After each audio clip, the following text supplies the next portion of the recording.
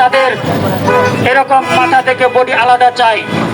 ইনশাআল্লাহ বাংলাদেশ সরকারকে বলবো, আপনিও ভিসাগুলো আমাদের বাংলাদেশ থেকে আমরা যেভাবে ফিলিস্তিন ইসরায়েলে যেতে পারি সহজ করে দেন।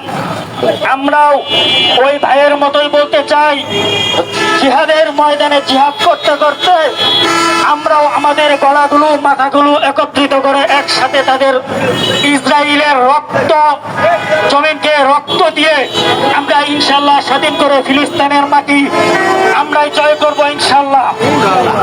এবং সকল দোকানদার ভাইদেরকে আমরা বলতে চাই, সকল দোকানদার ভাইয়েরা আপনারাও এই ইমানি দায়িত্বে চলে আসেন। আপনারা ইসরায়েলের কোনো পণ্য বিক্রি করবেন না, যার দোকানে যা আছে আপনারা নামিয়ে ফেলবেন। এবং এখনো দেখা যাচ্ছে অনেকেই সাইনবোর্ড খুলেন নাই। আমরা আহ্বান করব, আপনাদের যতটুকু ইমানি দায়িত্ব আছে আপনারা সাইনবোর্ডগুলো খুলে ফেলবেন।